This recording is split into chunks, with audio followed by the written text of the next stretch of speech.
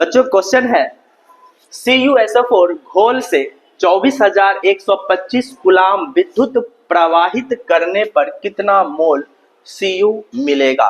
तो सिंपल सा बात है, हमारे पास है क्या प्यारे बच्चों, तो हमारे पास जो है ध्यान देना है, तो हमारे पास कॉपर सल्फेट है। ठीक है, तो कॉपर जो सल्फेट है, तो कॉपर सल्फेट बच्चों किस फॉर्म में रहता है, तो आपको मालूम है Cu+2 विलयन के अंदर यानी घोल के अंदर Cu+2 को फॉर्म होता है और SO4-2 के फॉर्म में रहता है, मालूम है।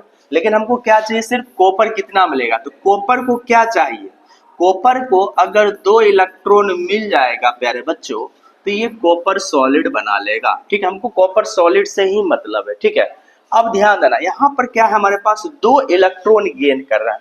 हम जानते हैं कि एक इलेक्ट्रॉन बराबर होता है, एक इलेक्ट्रॉन बराबर होता है 1 फेराडे के बराबर, और 1 फेराडे का वैल्यू होता है 96500। ठीक है प्यारे बच्चों, अब जरा ध्यान देना, तो यहाँ पर देखो 2 इलेक्ट्रॉन है, तो कॉपर कितना है, 1 मोल बन रहा है। ठीक है प्यारे बच्चों, कितना बन रहा है, 1 मोल बन रहा है।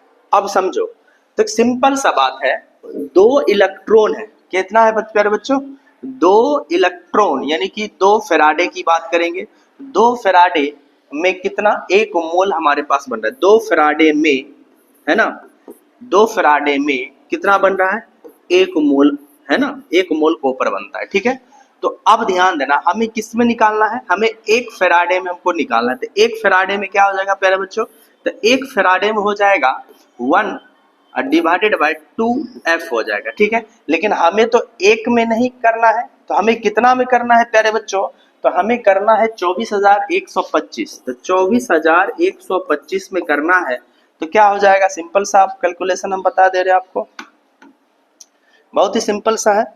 देखो, तो 1 डिवाइडेड बाय 2F इनटू कितना हो जाएगा, 24,125। ठीक है, अब ध्यान दो, F का वैल्यू कितना है प्यारे बच्चों, तो F का वैल्यू होता है 96500। तो 2 गुना 96500 होगा, गुना में 24,125 हो जाए। जब हम इसको सॉल्व करेंगे 0.125 आएगा।